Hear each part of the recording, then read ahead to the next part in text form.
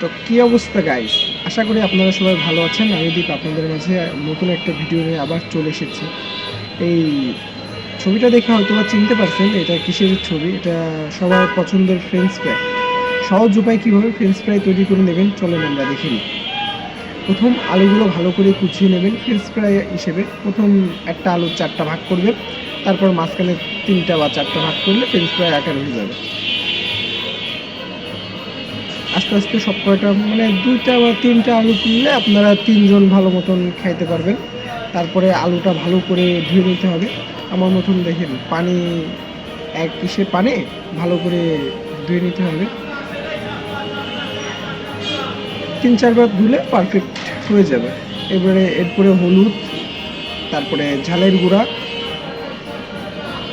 তারপরে একটু চাট মশলা দেবেন, আর লবণ, টেস্টিং সল্ট দিয়ে মিক্স করে নিলে এনাফ। এবারে ভালো করে মিক্স করে নেবেন, দেখবেন মশলা দেওয়া হয়েছে কিনা। তারপরে একটু কর্নফ্লাওয়ার নেবেন। কর্নফ্লাওয়ারটা অল্প পরিমাণে দিতে হবে, বেশি দিলে আবার সমস্যা, মানে বেশি দিলে আরও বেশি হয়ে যাবে, সমস্যা নয়, মচমচ একটু বেশিই হবে। তারপর ময়দা দিয়ে ভালো করে কর্নফ্লাওয়ার দিয়ে ভালো করে মেখে নিতে হবে। এরপরে গরম তেলে ভালো করে ছেড়ে দিলে আপনাদের কিছুক্ষণের ভিতরে আপনাদের ফ্রেঞ্চ ফ্রাই হয়ে যাবে, 5 মিনিট বা 6 মিনিটের ভিতরে মস্ত হচ্ছে ফ্রেঞ্চ ফ্রাই। আপনারা সবাই ভালো থাকবেন, আমাদের সাথে থাকবেন।